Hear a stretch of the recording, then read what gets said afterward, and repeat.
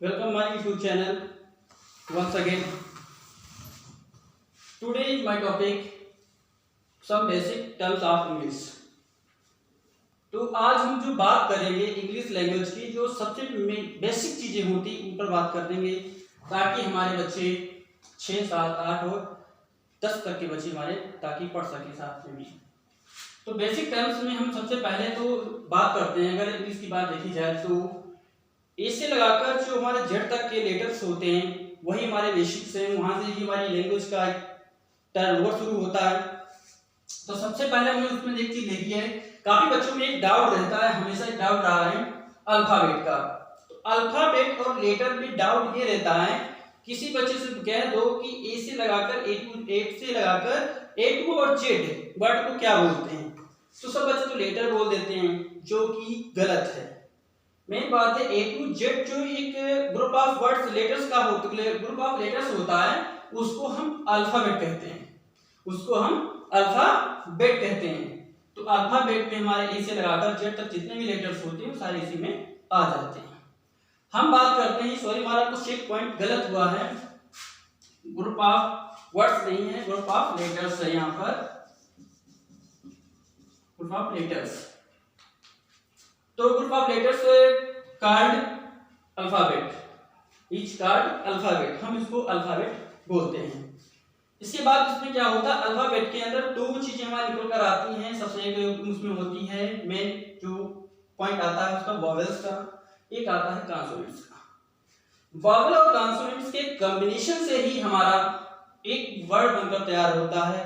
अगर इनका हम कॉम्बिनेशन नहीं करेंगे तो हमारा कोई भी एक वर्ड तैयार नहीं होगा। तो सबसे पहले तो हम इनके बेसिक टर्म को जानते हैं कि इनका जोड़ कैसे करना है, क्योंकि आप लोगों को पहले से आपको पता है कि वॉवेल्स हमारे 5 होते हैं जो कि हमने ऑलरेडी लिख रखे हैं, ए ई आई ओ यू। इसके बाद में हमने कॉन्सोनेंट्स भी लिख रखे हैं जो कि इनको छोड़कर ए ई आई ओ को छोड़कर जितने भी हमने लेटर्स नीचे लिख रखे हैं ये सारे हमारे कॉन्सोनेंट्स होते हैं। वॉवेल हमारे 5 होते हैं, उनको ए ई आई ओ यू, सिर्फ हमारे इनको रेस्ट बोलते हैं, इंग्लिश में रेस्ट मींस होता है, बाकी सब हमारे कॉन्सोनेंट्स होते हैं। अब हम बात करते हैं वॉवेल कॉन्सोनेंट का कॉम्बिनेशन कैसे करना है। जब हम वॉवेल और कॉन्सोनेंट का कॉम्बिनेशन करते हैं तब हमारा बनकर तैयार होता है एक वर्ड्स। उससे पहले भी कुछ बेसिक चीजें हैं इसमें हम आपको बताना चाहेंगे कि लेटर भी होते हैं। लेटर हमारे दो कैटेगरी से लिखे जाते हैं, एक तो स्मॉल लेटर होते हैं, स्मॉल तरीके से लिखे जाते हैं, एक हमारे कैपिटल लेटर्स उसमें लिखे जाते हैं। तो स्मॉल लेटर और कैपिटल लेटर्स में भी कुछ डिफरेंस है, लिखने पर तो बहुत है। अगर इंग्लिश हमें शुद्ध लिखनी है तो स्मॉल और कैपिटल लेटर्स को बेसिक तरीके से समझना पड़ना पड़ेगा। जैसे कैपिटल लेटर हम अपर केस में लिखते हैं और स्मॉल लेटर को हम लोअर केस में डाल देते हैं, लिखते हैं। इसी तरीके से हम बात करते हैं अपने वर्ड्स की। वर्ड्स वॉवेल और कॉन्सोनेंट्स का एक कॉम्बिनेशन होता है तब हमारा एक वर्ड तैयार होता है, क्योंकि जब तक वॉवेल की ध्वनि नहीं निकलेगी तब तक हमारा कोई वर्ड तैयार नहीं होगा।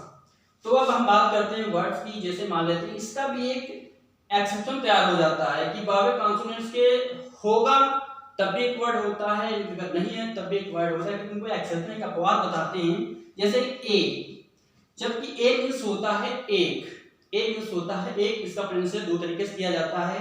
एक तो कुछ लोग ए कहते हैं, अब कुछ लोग आ बोलते हैं, जिसका मतलब होता है एक, इसका मतलब होता है एक। जबकि इस वर्ड में इस जो हमने लेटर लिख रखा है ए हमारा एक वर्ड बन गया है, जिसके मींस ही ऑलरेडी होता है एक। अब एक होता है, ऐसे करके हम एक वर्ड और लेते हैं आई, जो कि इन दोनों के अपवाद है, इनका कॉम्बिनेशन नहीं है। इसमें ये ऑलरेडी पहले से ही दोनों बबल होते हैं, इनको कॉम्बिनेशन नहीं है, हमारे अपवाद होते हैं।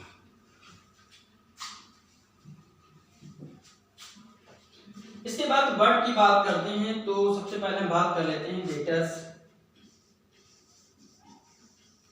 Letters make a word, letter जो है हमारा एक वर्ड बनाते हैं, और इसी तरीके से वर्ड्स मेक अ सेंटेंस बनाते हैं। इसी तरीके से sentence sentence make a paragraph.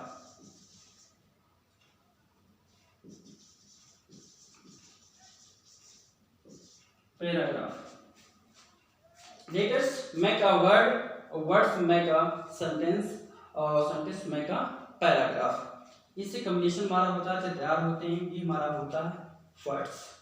अब हम बात करते हैं सेंटेंस की।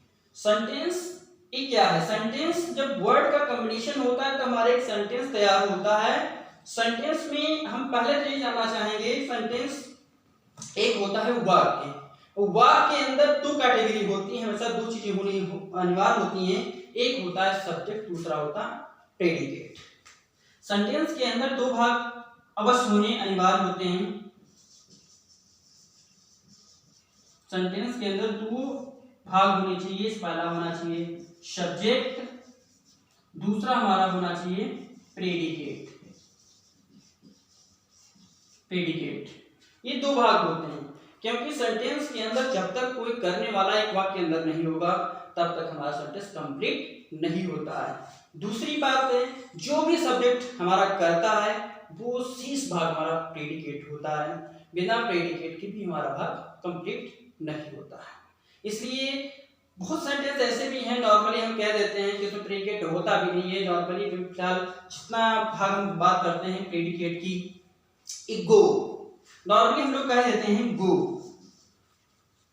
तो इसमें है प्रेडिकेट का भाग तो ये है ही ऑलरेडी, और इसके पहले जो एक हमारा साइलेंट रहता है यू, ये इंपेरेटिव सेंटेंस के मध्यम का सेंटेंस है, इसलिए इसमें जो यू साइलेंट रहता है वो हमारा होता है सब्जेक्ट, और उसको हमारा प्रेडिकेट की श्रेणी में चला जाता है। तो आज बस इतना ही आज के लिए, बस दैट्स ऑल।